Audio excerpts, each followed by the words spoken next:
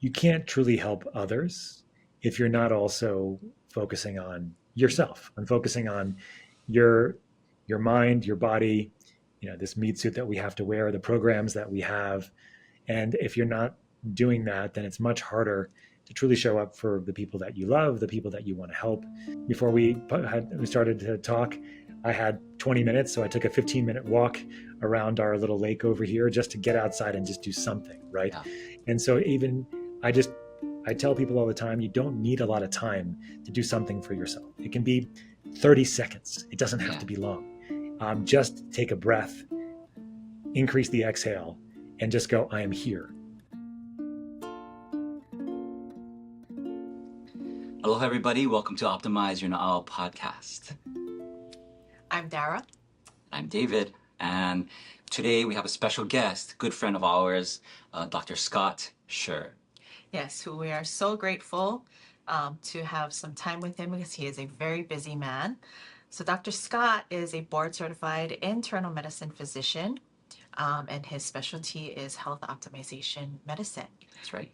He is also the COO of Troscriptions, which we will get into, which is also why my mouth is blue, if any of you can see it. But the foundation of his clinical telepractice is health optimization medicine, and I'm sure we'll get into talking a little bit more about that and his using, cutting edge technologies and different types of alternative protocols using hyperbaric oxygen therapy, different types of testing, different types of targeted supplementation. And we're going to talk about how he has helped us with our practice. For sure. And creating protocols specific to what we do. On a clinical level, it totally revolutionized the way that I take care of my clients and patients. Yeah. And just want to start the day off with a lot of gratitude, Scott. Thank you so much for being here and for providing us with all this abundant information, and just, taking a step outside the box. And this is where we really truly connect, and it started with a trochee. Started with a happy face little bag. The little baggies, and we'll get into that conversation a little bit Come a more. long way. Yes, indeed. Yeah. But Scott, if you don't mind, I know we gave you a small little introduction, but go ahead and share in anything that we may have missed. Well, it's really nice to be with you both. Yeah. Dara and Dave, you guys are a special crew and doing some special work there in Hawaii. And there are a few people out there that are just, I think, as intentional as you two when it comes to to your practice, how you work, the way you think about things. And I know you've been you've been a cheerleader for us since the beginning because it's helped you and helped your practice. And it's been a pleasure of mine to also help you create protocols with all the types of modalities that you have, and including the Troscriptions products. So I'm here and happy to be here and answer and discuss anything you'd like to discuss today. Well, I feel like so much information, the things that you just talked about. We talked a little bit about you specializing in hyperbaric oxygen therapy and then Troscriptions. Mm-hmm. But, really, I feel like, every time we get to connect with you, we would like to know more about you, and Okay. how your personal journey. How did you become a doctor? How did you get to, hyperbaric oxygen therapy and into Troscriptions and all Sure. of that? Sure. Okay. Well, I guess, it's a long story, but I'll keep it short as best I can. So I grew up the son of a chiropractor. So I grew up very out of the box from the beginning. I grew up in his office, a very busy office in New York and Long Island where I grew up. And to the point where I was playing in the waiting room when I was a kid until when I was in my teenage years, I was collecting money at the front desk and I was helping run the office and working on computers and things like that. So that's how it was my first job, and I got paid under the table, which was great. So I got cash to play outside with my friends and do things. But that whole framework for me was a very important one, right? Looking at things from very much an alternative perspective.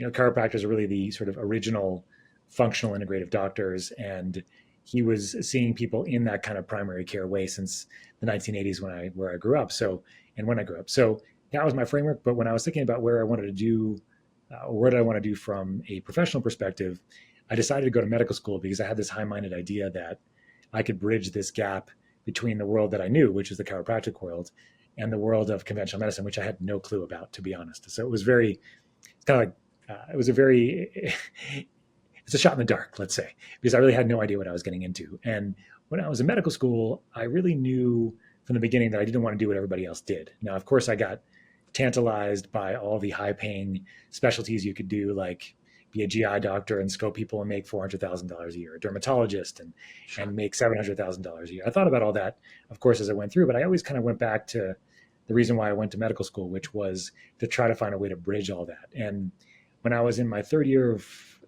medical school, I did a rotation in a place called the Shock Trauma Center there in the University of Maryland in Baltimore, which was a lot of shock and a lot of trauma in Baltimore.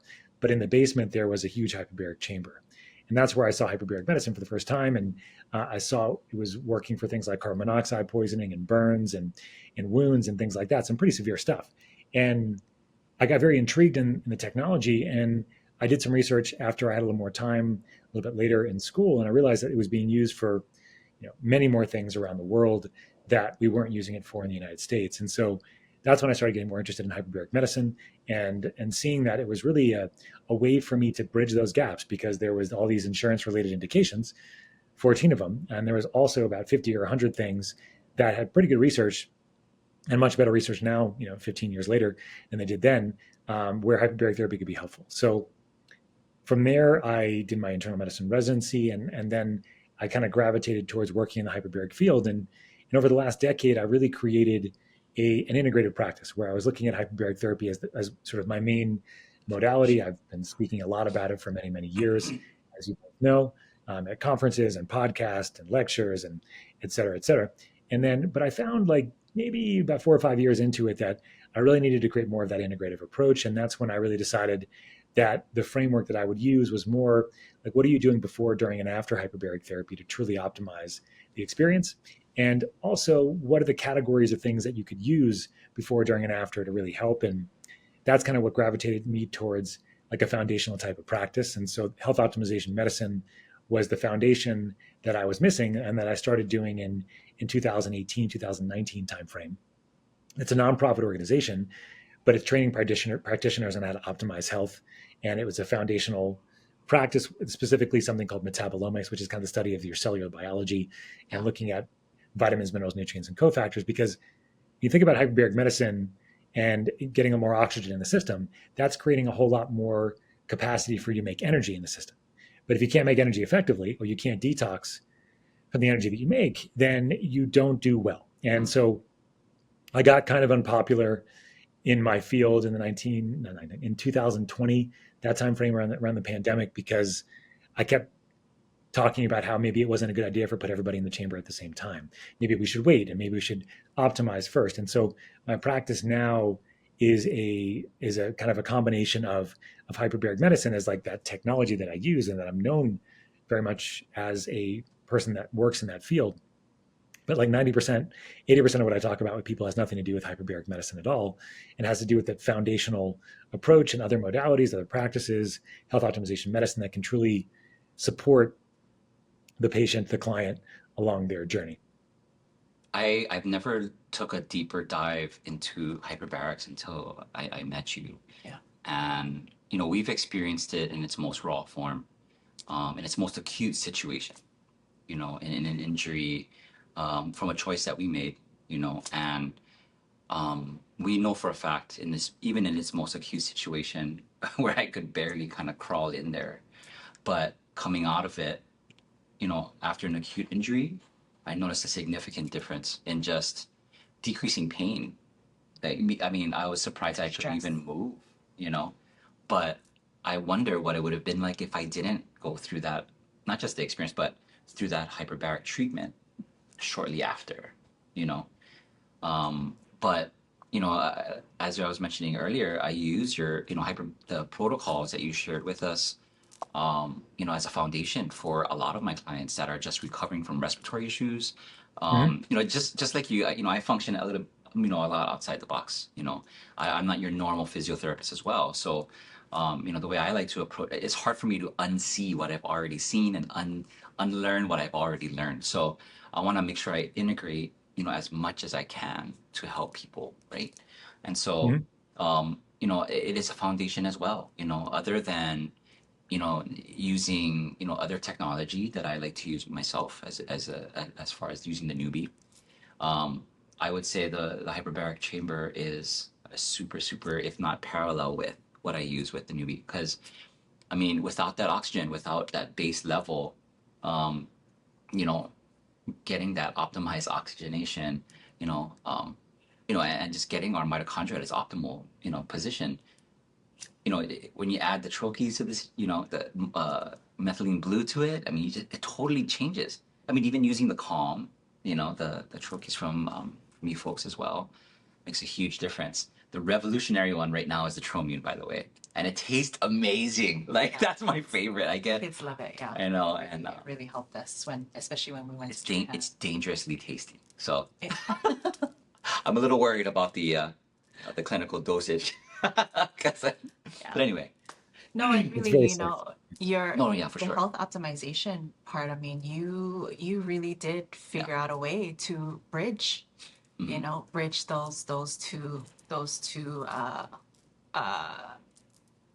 Sides. yes, Yeah. those two Yeah. The sides. I'm sorry. chasm, the Yeah. very large Absolutely. chasm. That's what I always Yeah. say. I I mean, think, yeah, yeah. for sure. Because like how he was saying, we learned about so many things in an acute situation.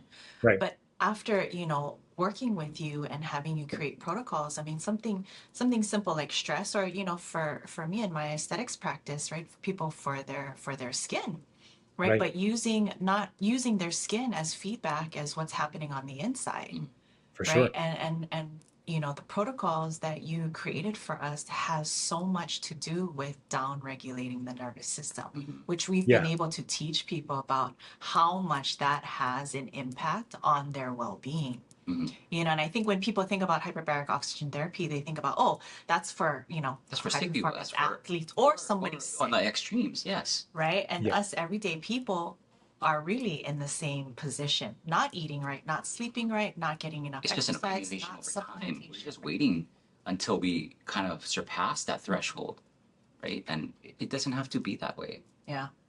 Yeah. Yeah. I 100% agree with you guys. And what I always say to people is that it's easy to think about what can happen immediately. Like you got in a car accident, right? You Yeah. feel terrible. But it's much more difficult for people to kind of see these slow little changes that are happening over time. Right. And then all of a sudden it gets to some sort of threshold and then you go, poof, right? Yeah. But like, it's not usually where you just like get into a car accident, right? When you have a huge injury. So like, yeah, I feel a little more tired. Like I'm just not sleeping as well. Like, and so when I started the hyperbaric practice, I actually got burned a little bit in the beginning because I thought that everybody could go in the chamber immediately and it'd be fine.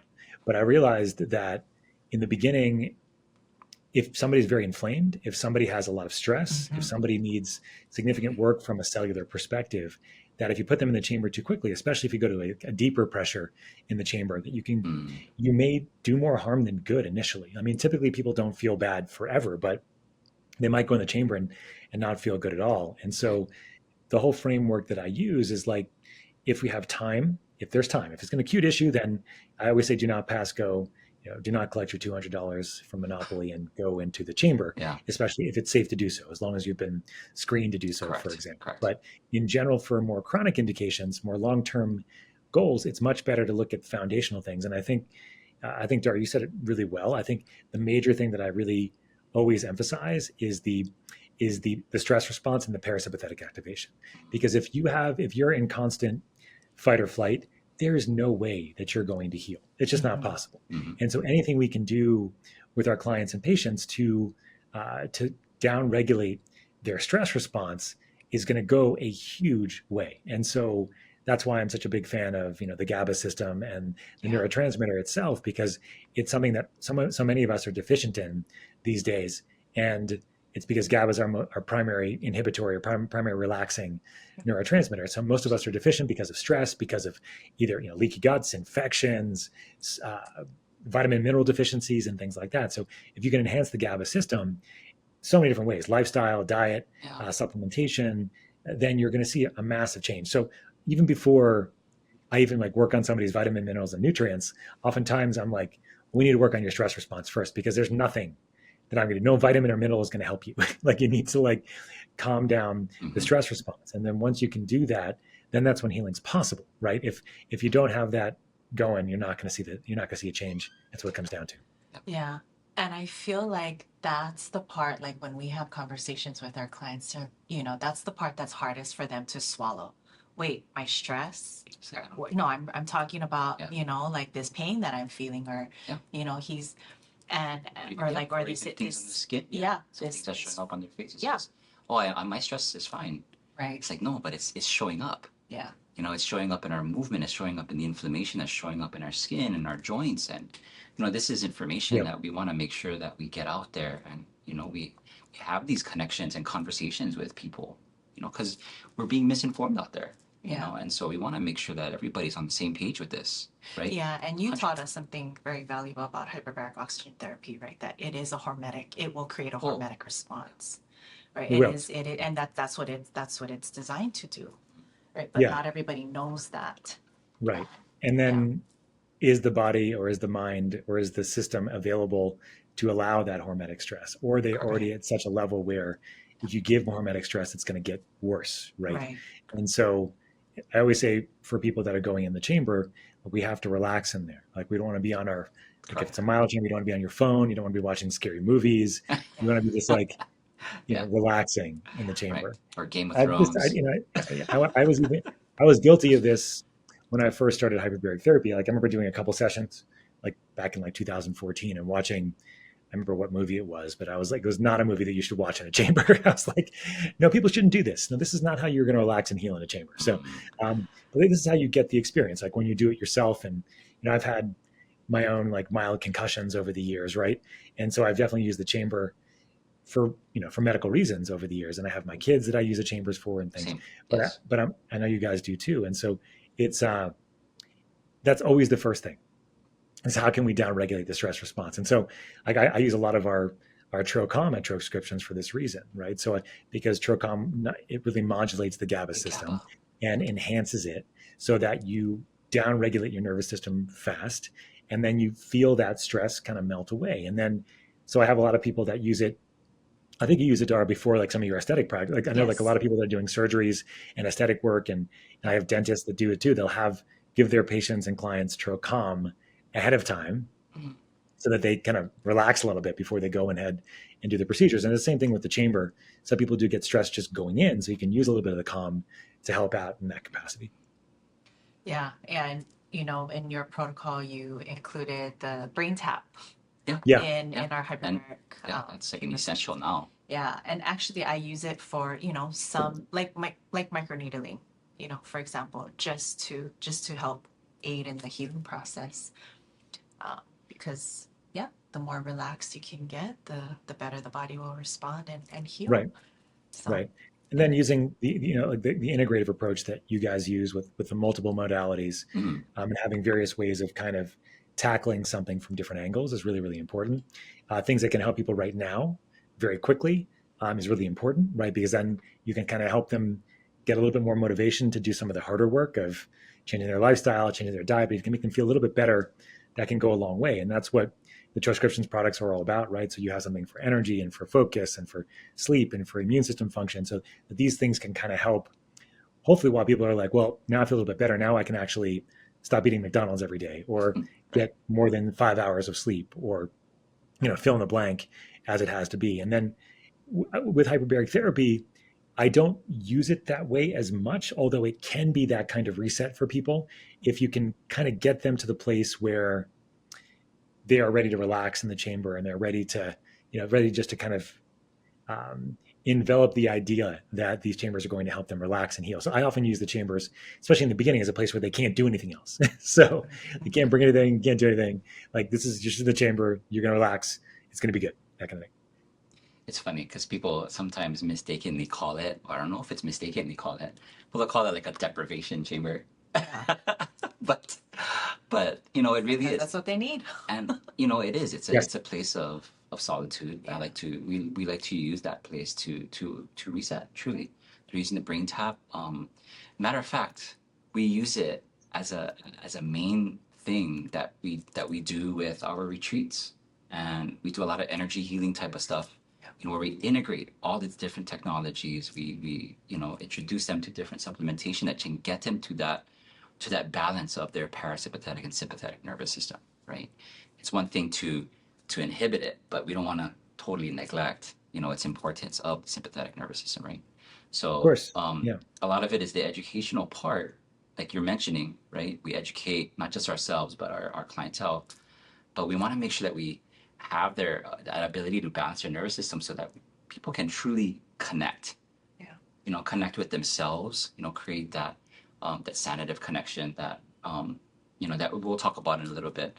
The connection with ourselves prior to us having a connection with other people, right? And so that we're all on the same page with how we're going to heal and pursue resilience. And to help support them, when Absolutely. emotions and things come up in retreats, because they always do. And so we have these things that, can help to support that stress that will naturally come up. You sharing your story, I didn't realize. I feel like you've done so much in this short amount of time. Like you're I know. 2018, and I'm like that wasn't that long ago. No. And then we met you through Troscription. Well, yeah. I can't remember. It was the biohacking conference for sure. It's probably the beginning, right? If we had the little smiley faces, The little smiley face baggies on our thing. Yeah. So it probably was. And I remember Dr. Ted there too. Yeah. Yeah. So we went to the first biohacking conference that we went to was probably in 2021. Yes. Okay. Because that's the only time during the pandemic that was like Yeah. the first time we could get out of Dodge and get to Florida and go to that conference. So we launched in February 2020, and we thought we would be going to all those conferences in 2020, but all of them were obviously canceled. Dave's conference was actually the month after the pandemic started. It was supposed to be, but yeah, it was probably, I think, like September 2021 when that first conference was. And so that's when we had our little samples of a 1 troche in a little bag that looked like a dime bag for drugs. It's true. It was very biohackery of us at the time. Yes. So, and we've definitely graduated from there, but that was how we got started, right? We knew that people in the biohacking space were interested in methylene blue, and that we were the first company that came out with a commercial vetted clean product that you could trust, that you weren't getting from like a laboratory supply company or something on Amazon, which, side note, never buy any of your supplements on Amazon, anybody, because you never know what you're getting or where it's coming from. Please buy from a reputable place to get them, like a very nice facility in Hawaii that I know of, or online. And I actually want it at the manufacturer's site themselves, because there's been tons of counterfeit stuff out there that's been shown. And then with methylene blue it's a fantastic compound, but it's often contaminated with heavy metals like lead, mercury, cadmium, and arsenic. And this is just from the manufacturing process itself. So you have to be really careful about what you're getting. And certainly you don't want to get anything from a fish tank store. That's where you can also get methylene blue. Please don't do that. You don't also want to get anything from Amazon, because again, you don't know what you're getting. Correct. If you do ask, if you want to go from another supplier, not ours, just ask for their certificate of analysis and their heavy metal panel to make sure that it's clean before you get it.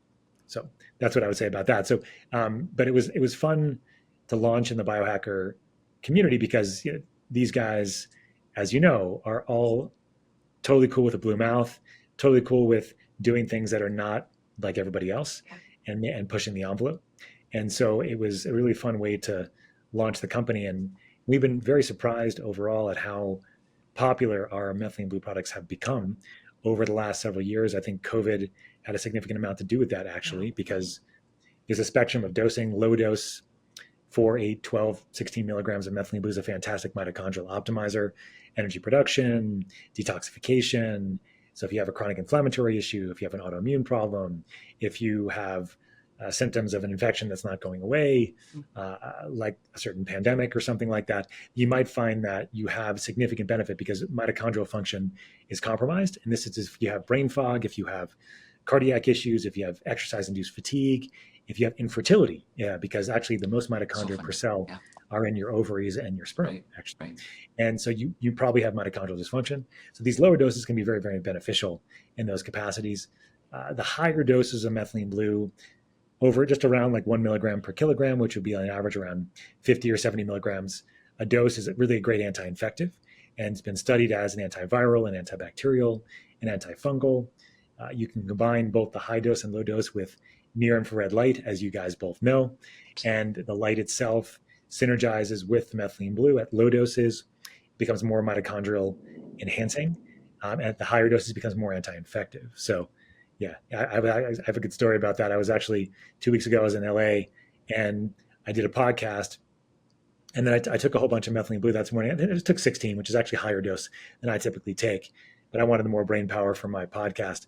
And then after that, we went in like the middle of the day in like the terrible heat of LA in the valley for a hike. And I was like, why do I feel so like overheated, over energized? And as I'd forgotten that I had all this methylene blue on board. So I actually had to, I almost gave myself heat stroke. So I had to go back and like completely cover my body and my face with ice just to like lower my core body temperature. So, but that's how much energy I was making. I was like, holy crap. Again, I was making a lot of it in heat because of how hot it was. But anyway, that's a long story saying that, I don't know how I ended up starting this, but it's been a long road, but it's been a fun one. Yeah. He talked about the infertility.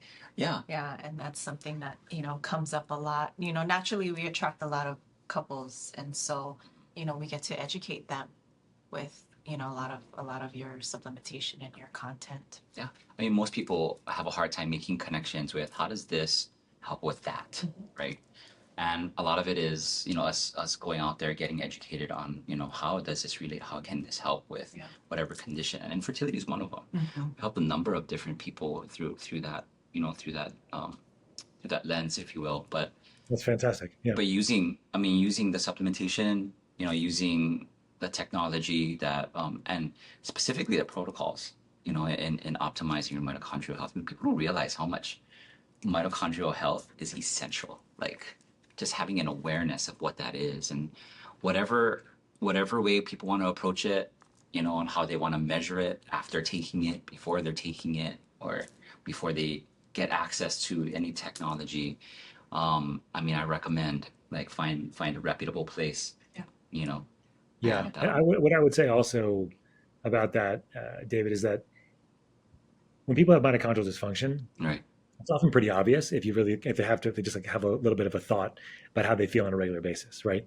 If they have a lot of brain fog, if they have a lot of fatigue when they try to exercise, if they're having trouble, getting pregnant, if they're having, liver issues, detox issues, these are often mitochondrial in nature. Now, it doesn't mean that the problem is only mitochondrial in the sense that like what caused the mitochondrial dysfunction, right? There's any number of things that could happen. Toxins in the environment, infections can cause it. Medications can cause it, insulin resistance. So if your blood sugars are too high, it's also going to cause mitochondrial dysfunction. And so there's lots of different reasons for it. But in the end, what happens is when you have mitochondrial dysfunction, you get inflammation. And then inflammation is what causes almost all of these symptoms, right? And then it's kind of that, I love to test people. I love to get getting the data. Correct. But I also know that it's not always easy for people to get it right away, right? So if there's certain things that we can do from a clinical history, like that's why I love using methylene blue very early in the process when I work with people, is that I know that it's going to support their mitochondrial function and that it's going to start making them feel better while we start doing some of the testing. Ideally I get the testing and then I start them on methylene blue right away so that it's not, coloring their laboratory testing. But it depends on the person, depends on what the protocol is going to be. So sometimes it's just like they can't get laboratory testing for whatever reason. So we're going to do like a little bit of methylene blue, we're going to do some red light, and then we're going to put them in a hyperbaric chamber, right? We've discussed before with the protocols that I've developed. So, and that's fun for me. I love working with clinics that are using multiple modalities, that are able to create these comprehensive but easy to do formulas and protocols for people. So, methylene blue, red light, hyperbaric therapy doesn't have to take that long, right? You can be at a facility for 75 minutes and get all that done, kind of thing. So it's a nice way to bring people into your ecosystem and just kind of show them that you really care because you're really trying to create something for them, and that you're really thinking about multiple modalities at the same time and how it can support in various ways. I mean, like how I talked about, you doing so little in such a short amount of time. Like, where do you see yourself in, I don't know, let's just say, I don't know, what is your vision? What are you working on? In 2016, a lot of things shifted for me. I thought I was going to be the director of a hyperbaric program in San Francisco. I was going to try to grow that and make it extremely large, and that was kind of what I thought I was going to do. And then I also was getting involved with the Bulletproof organization at the time. I don't know if you know this, but I was going to be the medical director for their Bulletproof lab in LA in 2016. But all of that kind of blew up for various reasons that were out of my control. Mm-hmm. And it was at a time where failure is one of the best things that can happen to you, right? Because then all of a sudden it's like, okay, well, I have now it's, to proverbially trying to start throwing shit at the wall and see what sticks, right? Correct. And that's what I did. I really opened up my network. I really started doing a lot of different things. I got involved in tons of projects, and things got a little crazy for a little while there, I would say. But what I've done now, it was a great experience. Like, it was really great to meet tons of people and learn about different types of modalities and different experiences. And it was great. But what I've really kind of honed in on now, if you want to, I still do a lot of things, but I really focus on the hyperbaric work that I do. And then I work really closely with our nonprofit, Health Optimization Medicine, and the Troscriptions company. Like, that's it, right? And I also have my own clinical practice, and I also have not 10 kids, Dara, but 4.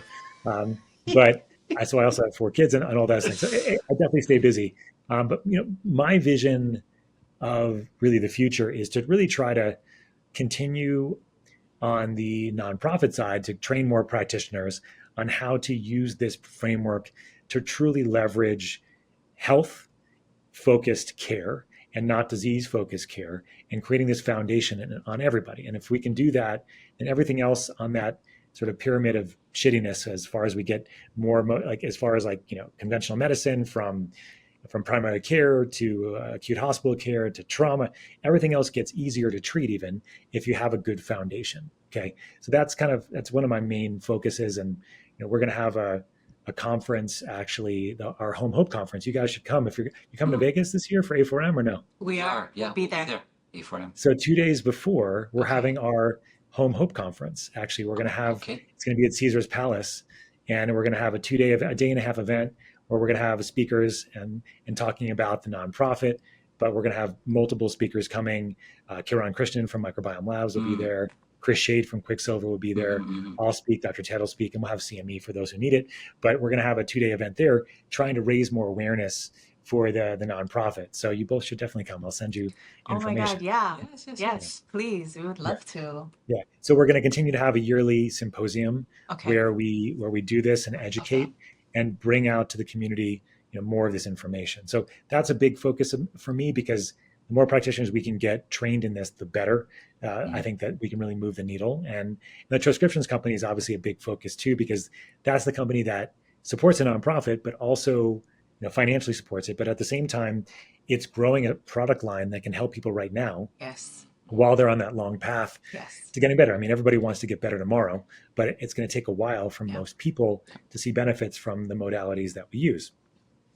So what can you do right now? You can use things like methylene blue, or like something that works on the GABA system, or something for focus, or something for your energy, or something that works for sleep. And these are things, and we're going to have multiple coming out in the process here to try to help people. And so that company is going to grow, the product line is going to grow. And I'm very excited for that, because it's really fun to grow that practitioner network. We have practitioner only products now, and we're going to be growing those as well. So we'll have something specifically for sleep for practitioners that I'm trying now. And then we also have something for like additional calm for practitioners. So we're growing all of that.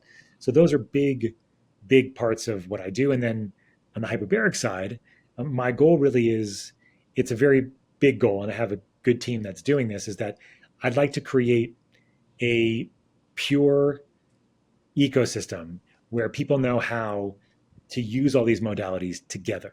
and not just hyperbaric therapy or lights or sauna, but like how to use it all together. And then how can you use your own data to have a bi-directional flow to it, which means that the machines are assessing your data, or like an app is assessing your data to know what you should do from a protocol perspective.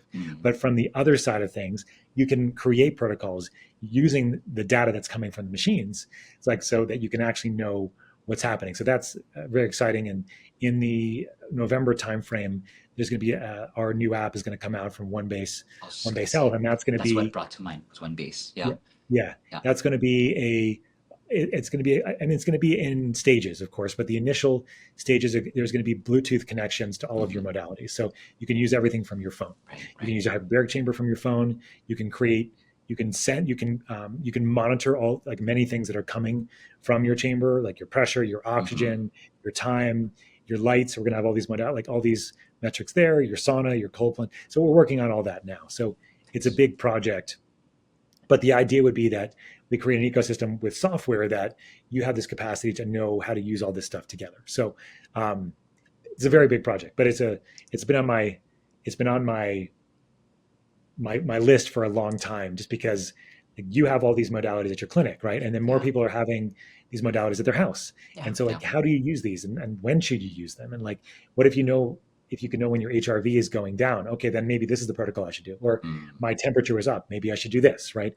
Or my stress scores are through the roof, right? So maybe you shouldn't get into your cold plunge today. That would be a bad idea, right? No Wim Hof breathing today because you're already stressed. So don't do that, right? So my hope is that we can do that. I think it's still kind of a pie in the sky idea, but in the end, I mean, if you break it all down, really what I'm trying to do is as a clinician, trying to help as many people as I can, right? And I do that, through the nonprofit, through the Troscriptions company, through the hyperbaric work that I do. And then, obviously my clinical practice is the foundation of all. That's what we started with, right? So that's what I do. And that's something that I'll never stop doing, because that's how I understand how people engage in this work and how they need help in various ways. Yeah. Well, I just have to say, before David, goes ahead and wraps this up, like, we are so grateful that we connected with you. You are such a genuine person, intentional and passionate, and thank God that didn't work out in 2016. Yeah, because right. the world needs you the way you are right now, and we're so grateful to be connected. And thank you so much, for all the work that you're doing. Really, it's phenomenal. It's my pleasure, guys. Yeah, it's fun to be around people that are doing very similar work and trying to, especially from a clinical side. I think it's really not easy work to do. It's not easy to work with people. We're in a service profession. It's much easier to create products and think about things on that side than it is to like work with people on a day-to-day basis and try to help them. It's just not an easy thing. So, being in that world, I really appreciate those like you that are doing that work on a regular basis to try to help, one person at a time. It's not easy. Well, before we go to the final question on our podcast, I wanted to throw out another question in relationship to the sanative connection that we were just talking about earlier. Sanative connection, which really means how we heal through connection, right? And I can't help but look from the outside looking in other words, that you have several different types of connections, right? Obviously we talked about how we all can have this healing connection with tech and supplementation and research behind it. And, some of the other things that we like to highlight are the people involved that you connect with, within your own family, within your own business, within your clinical practice. And, one of the things that kind of come up in my mind is that, is one, your relationship with your organization with Dr. Ted and Boomer, because we see how the dynamic is in the booth, and we see how the dynamic is on your guys' post and whatnot, and it's fun, Number one, is it always fun, or is it like kind of? It's usually fun. I mean, whatever, and what Dr. Ted, the founder of Troscriptions, the pioneer of Home Hope, he's a brilliant guy, and he's done a lot of different things in his life. And what he said to me a long time ago is that two things. It's one of two things. Either it's fun or it's learning. Hopefully it's both, but it's one of the two, right? So that's a really important lesson. And he's always reminded me, like, this is supposed to be fun, Scott. Like, this is supposed to be fun. Like, sometimes when I'm overwhelmed, like I am today, like I have so many things that are happening this week to get done.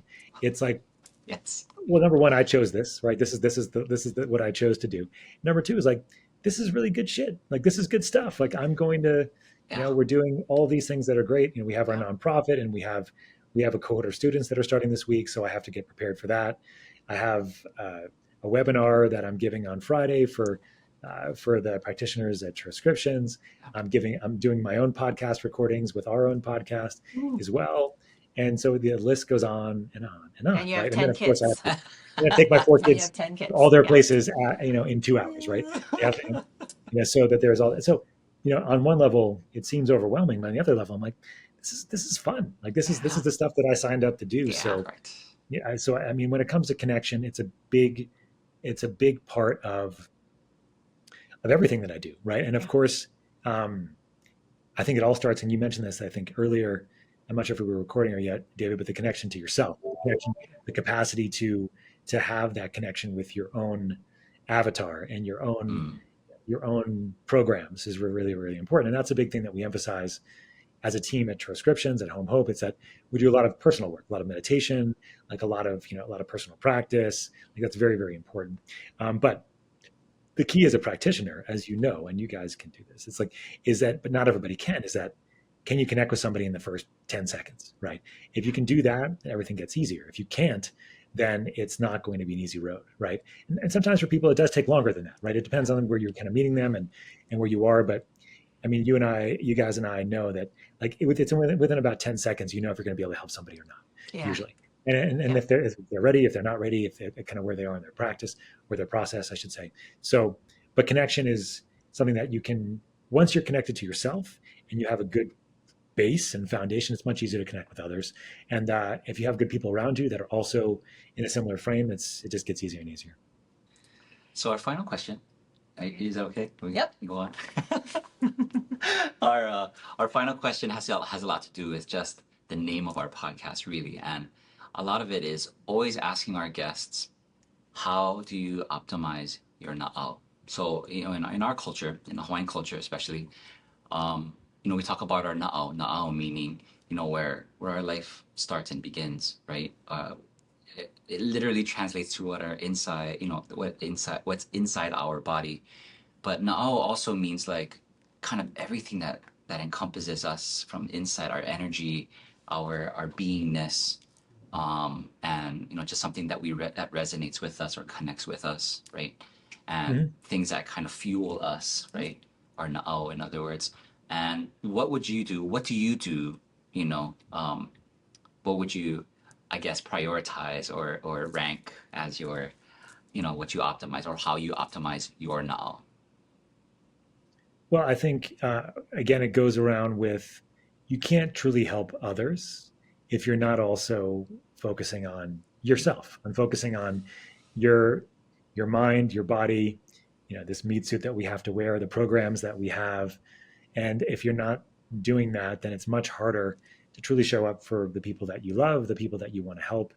And so I don't always do a good job of this, but I do my best to have personal practices where I do things for myself. Before we started to talk, I had 20 minutes, so I took a 15-minute walk around our little lake over here just to get outside and just do something, right? Yeah. And so I tell people all the time, you don't need a lot of time to do something for yourself. It can be 30 seconds. It doesn't have to be long. Just take a breath, increase the exhale, and just go, I am here. That's all. Yeah. And sometimes that's all I'll do, right? It's something very simple where it just reminds me that, all I really have is this moment. Everything else is a figment of my imagination. All the things that I mentioned that I have to do this week, none of them really exist except for this moment right here, right? So if you just have these ways to kind of recalibrate yourself, it works. And that's what I do with my kids too. I try to have them stay in the moment as much as possible, especially as they get older. When they're younger, it's easier. But when they're older, like I have a 13-year-old going on 14, it's not as always easy. She's always thinking about what she's doing 10 days from now. as opposed to right now kind of thing. So Yeah. I think, it starts with yourself. It starts with understanding how you're programmed. That's everything from your drives and your wants to your social cultural things, that you have to do this, you have to do that. I need to do this because of this or because of this person, and just knowing that all that stuff exists and kind of working on all that. So on a daily basis, for me, that's meditation, that's exercise, that's usually getting into my infrared sauna.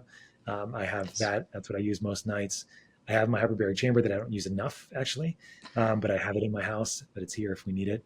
But yeah, certain things like that, and trying to eat good food, trying to keep well hydrated, and try not to be too angry, because what's the use, right? So Yeah. I don't let that happen very much anymore. So Well, that was perfectly said, and a perfect way to end our conversation. We're thank you for joining us today, for all of your time.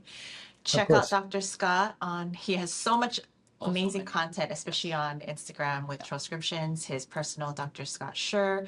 And you can contact him, like how we did, and work with your clinic to create protocols and things to get more specific on how you help people. Anything else that we missed out on, your website or how So to the websites contact you? so the nonprofit Health Optimization Medicine and Yes. Practice is homehope.org. Okay. So if you're a practitioner, don't have to be a medical doctor, but you're looking to create a foundational approach to your patients using laboratory data, you can check that out. We have a number of different modules, including one called Metabolomics, which is the foundation.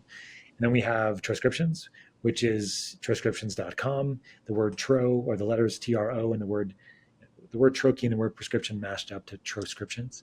So troches are dissolvable lozenges that we use that are really great for delivery. And that's what Dara has in her mouth over there. And then we have Troscriptions.com, and then both on Instagram at Troscriptions, at homehope.org, I think it is, at homehope.org. And then my personal Instagram is at Dr. Scott Sherr, DrScottsherr.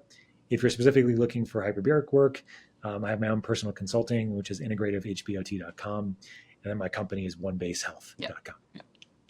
And we'll all provide these details also. In the show in the notes. description and probably in the podcast. Yeah. But again, thank you so much for everything, all the work you do. We need more humans like you. Yes. And it's always so nice to connect with you. It's an honor to share this presence with you and being in the community with you. Yeah. The feeling is likewise, guys. I appreciate you having me. Mahalo. Mahalo, Scott.